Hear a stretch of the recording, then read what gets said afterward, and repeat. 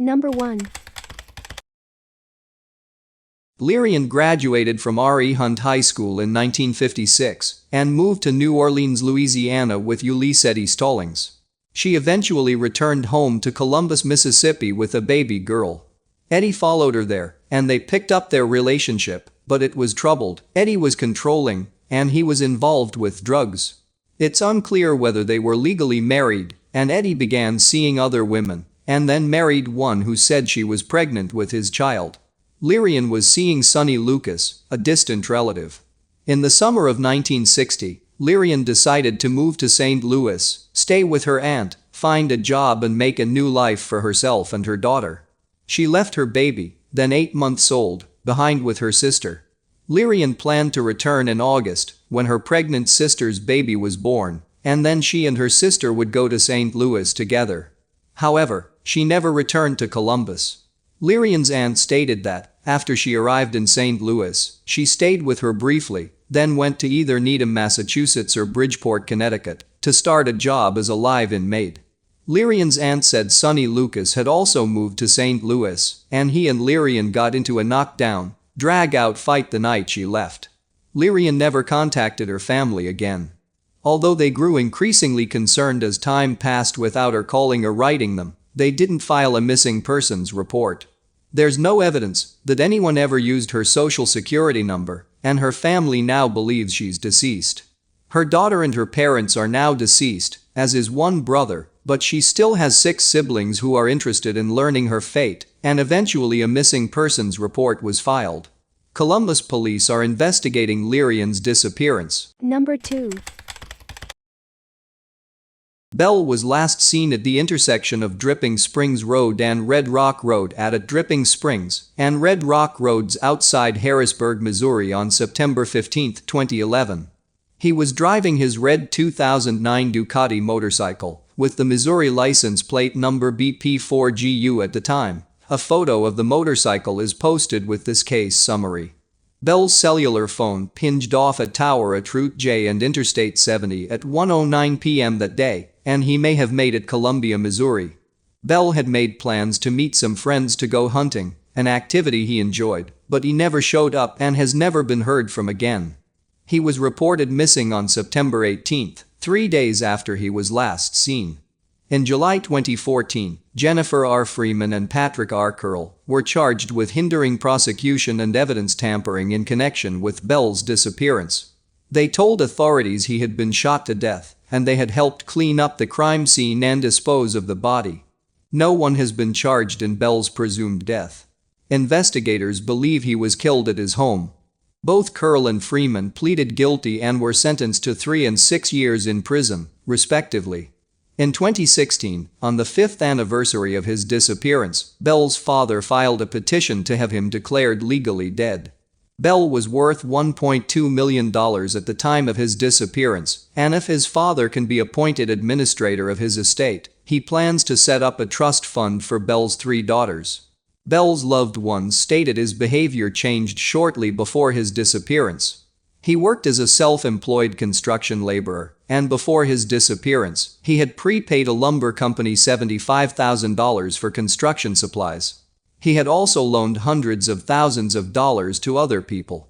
His case is being treated as a homicide. Number 3. Soon after Curtis Wainwright was arrested in connection with the death of Dr. Teresa Sivers, a detective visited him in a Missouri jail to question him about another case. For nearly 20 years, investigators in Jefferson County have been trying to answer the question of what happened to Ronnie Bolan, a 33-year-old former minister from the city of Hillsborough, Missouri. Wright, who was reportedly the last person to see Bolan, became a person of interest almost immediately after Bolan went missing on July 8, 1996. Wright's link to the Bolan case was brought back into the spotlight with his arrest on August 27 in the Sivers case. Although law enforcement in Missouri describe Wright as an active person of interest in the Bolan case, a letter from an Illinois prisoner with ties to the case says Wright did not kill or have any share in the disappearance of Ronald Bolan. He was not there, not even as a bystander, confreer, or accomplice, according to a letter from Corey Lynn Fox, who himself confessed to killing Bolan back in 2001. Every scenario provided by tipsters to detectives about Bolan's death includes either Wright or Fox, according to the case file. Wright has never been charged. Fox was arrested, but the murder charge was later dismissed. It's unclear if the two men knew each other, or if either man is responsible for what happened to Bolan, but statements by Fox indicate he has more than a casual knowledge of the case. Fox confessed to killing Bolan while he was being held in an Illinois jail in an unrelated homicide case.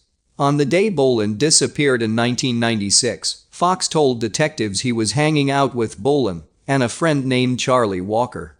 Fox said he and Walker smoked marijuana, with Bolan abstaining, hung out and watched TV with Bolan at a small house. After Walker left, Fox said Bolan propositioned him in a car. Fox told detectives he pushed Bolan's head down at the steering wheel, breaking his neck, and said he later shot him and buried the body beside a lake in the city of House Springs. When asked about Walker, Fox told detectives the name Charlie Walker was not the real name, but rather a clue. He underlined the letters C, E and W. In his letter from prison, Fox did not explicitly say if he had ever met Curtis Wayne Wright. When asked if knew anything about the possibility of Wright's involvement in Bolan's disappearance, Fox dismissed the idea. Wright did not kill or have any share in the disappearance of Ronald Bolan. If you believe differently, simply ask this Curtis fellow one very simple and revealing question: where is Bolan's body buried? He, of course, could never give you the answer to that query, because it is information he has absolutely zero knowledge of. Fox wrote, "You'll find any path leading to, or from, Wright, a dizzying dead end. That is, as it applies to Ronald Bolan." Detectives have not established a link between Fox and Wright, according to Lieutenant Doc Coombs of the Special Investigations Division of the Jefferson County Sheriff's Office. Lee County Sheriff Mike Scott has declined to comment on the Bolan case or say if it will play a role in the Sivers investigation. After his confession, law enforcement arrested Fox in May of 2001. Yet detectives were unable to find Bolan's remains at the two locations provided by Fox as the burial site. Along with confessing to have killed Bolan, Fox said he was responsible for about a dozen other homicides. Detectives in multiple jurisdictions had trouble verifying those confessions, and prosecutors said they believed Fox was simply trying to derail the prosecution of the original case on which he was being held in Illinois, the stabbing death of a former coworker at a St. Louis area factory. "We started getting together to figure out whether he was telling the truth, and he recanted everything that he said about all of those crimes," said Bob Wilkins, who prosecuted the Bolan case and is now a judge in Jefferson County. The county sheriff was unable to corroborate anything that he said. 8 months after his arrest and Bolan's death, the state dismissed the murder charge. Still, it bothered Wilkins that Fox seemed to know so much about the case. Either he did these, or he knows who did, or he's the most avid reader of newspaper crime stories in the history of the world, Wilkins told the St. Louis Post-Dispatch at the time. He's got facts about cases that nobody knows, but it's all uncorroborated. There's no physical evidence to tie him to the scenes. In his letter from prison more than 13 years later, Fox continued to hint at his involvement in Bolan's death. "My familiarity with Bolan's case derives from a seed of authenticity," he said. Fox wrote that he was in possession of Bolan's vehicle, Bible and clothing after his disappearance, something detectives and Bolan's family members dispute. "I've asked anyone that I could possibly think of that was closer to my brother than I was. No one had any recollection of a Bible," he described, said Ronnie Bolan's brother, Greg. In 2010, Fox wrote another letter to investigators about Bolan, but changed his story significantly, claiming he had stabbed Bolan in the backseat of his car, which he then set on fire. Reports say Bolan's vehicle was abandoned at a car wash, was not burned, and did not show any signs of a struggle. "We came to the conclusion he was just a nutcase," Wilkins said. Greg Bolan said he doesn't believe Fox is responsible for his brother's death.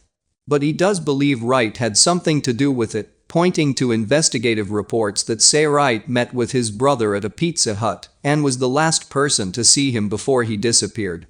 Corey Lynn Fox is a liar. Unless Ronnie left the Pizza Hut and met up with this guy, Fox, he is full of it, Greg Bolan said. Fox has burnt too many bridges, and no one believes him. Through the years, Greg Bolan says he has encountered situations he believes are signs from Ronnie. In 2009, Greg's daughter was at school when a library book fell off a table nearby. She picked up the book, a guide to puppet making, and saw a familiar name inside. When she brought it home, Greg Bolan opened the cover and saw that his brother Ronnie had checked out the same book as a child on April 5, 1973. Some things are very, very hard to explain, and this is one of them, Greg Bolan said.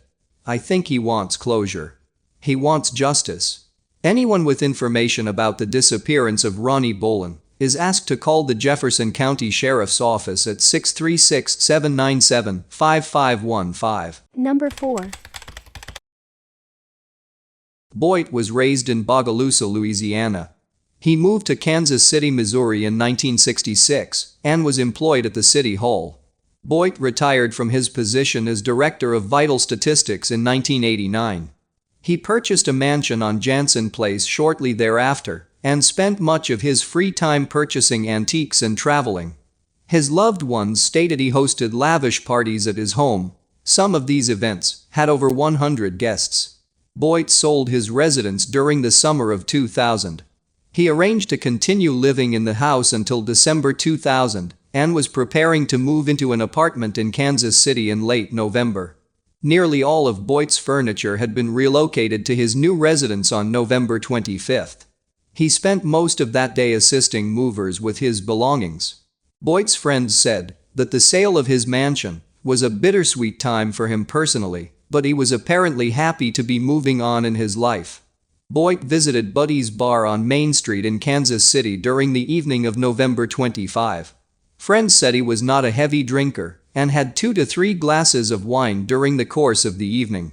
Boyt was reportedly in good spirits and departed from the bar alone at approximately 2:30 a.m. on November 26, saying he was going to meet friends the next morning. He has never been heard from again. The movers realized Boyt was not at the mansion when they arrived later in the morning to finish removing his furniture. Boyt's friends began searching for him and contacted his family in Louisiana. Boyt's wallet was found with all of his credit cards and casino cards intact. He gambled on occasion, and his friends stated that he would have taken his casino cards if he planned to visit such an establishment to earn player points.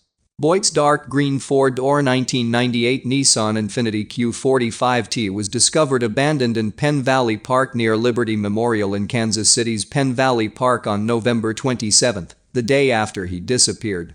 There was no sign of him at the scene. The vehicle was locked, and $360 in cash was found underneath one of the floor mats. An ATM receipt showed Boyt had withdrawn the money from his account on the way to the bar. Boyt planned to pay the movers in cash, and the majority of the money was inside his car. An extensive search of the area provided no clues as to Boyt's whereabouts. Boyt's mother said that her son planned to return to Louisiana to assist his dying father in December 2000. His father died on November 29, 3 days after Boyt vanished, and on Boyt's 60th birthday. His loved ones have stated that it is very uncharacteristic of Boyt to leave without warning. Boyt is homosexual, and some theorize that his orientation may have been a factor in his disappearance, but there is no evidence to support that claim. He did not associate with anyone near Penn Valley Park, and it is unclear why Boyt's vehicle was discovered in that location. He was declared legally dead in 2007, but his case remains unsolved. Authorities suspect that foul play was involved in Boyt's case. Number 5. Marilyn's husband of 30 years, John L. Brinson, said he last saw her on the night of July 16, 2002 at their home in the 2000 block of Northeast Russell Road, Northland, Kansas. She went to bed as usual. When he woke up the next morning, she was gone, and he assumed she went to work, but Marilyn's wedding ring was left behind on the dresser, and then her boss called to ask why she had not arrived. Police located Marilyn's car, a green 4-door 1995 Ford Taurus, in the middle of 24th Street near Topping Avenue. It had been burned, and a large amount of her blood was found inside the vehicle, spattered around and in pools on the dashboard and the passenger seat and floorboards. More of Marilyn's blood was found in the parking lot of her apartment complex.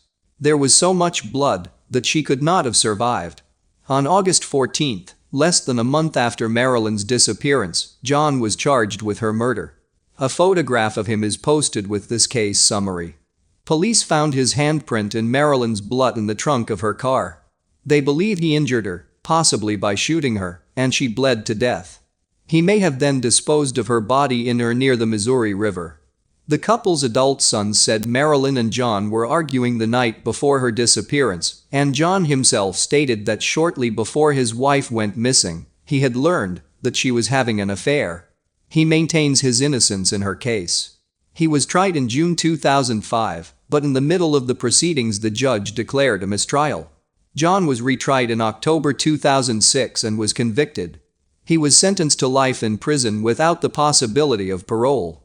Marilyn worked at a Texaco Star Mart station at US 169 and Northeast 68th Street in Northland at the time of her disappearance. Her husband was a heavy machinery operator. They have 4 children together. Foul play is suspected in Marilyn's case due to the circumstances involved. Number 6. It's a parent's familiar worry, waiting for their child to come home. If they never do, the worry turns into a nightmare. For Cindy Box, 2019 marks 3 decades of nightmare. It's been 30 years since her daughter, Gina Brooks, was last seen in her hometown of Fredericktown. Box, who now lives in Farmington, said the lack of closure surrounding her daughter's disappearance affects her deeply. All the vigils, all the fundraisers happen, all the posters that go up and the possible leads, and then time moves on, she said. Years go by, and it seems like people just forget. They move on. I still have hope someone might have some information. I just want to know where she is and what happened to her, either way. Newspapers from 1989 report how, about 10 p.m. August 5, 1989, after her brother's baseball game, Gina, 13, announced she was off to visit a friend 6 blocks away. Neighbors later reported seeing her talking to a driver of a station wagon. Other neighbors reported hearing faint screams about 10:30 p.m. The red bike she was riding was found abandoned in the street. The minutes ticked by into hours, then days, then months as investigators and volunteers pursued faint and disappearing trails of possible clues, potential leads. A flooded quarry was drained on a psychic's tip that the vehicle and Gina's remains would be found at the bottom. A tip that she was buried in a meat freezer on a 96-acre property turned out to be false. It turned up nothing. Hundreds of stories were run by media, posters peppered the area asking for leads. In 1998, 3 men were implicated in her kidnapping. Nathan Danny Williams was identified as the man who was sitting in the back of the vehicle that stopped near Gina the night she disappeared. Witnesses identified Bryant Squires as the station wagon's driver. On his deathbed, Squires claimed he and Williams were responsible in her abduction and murder, and he confessed to other crimes. A third man, Timothy Bellew, was identified as a friend of Williams and Squires, and later admitted he lied to the FBI about the whereabouts of Gina's remains, when the extensive search in the 96-acre area he suggested led to nothing.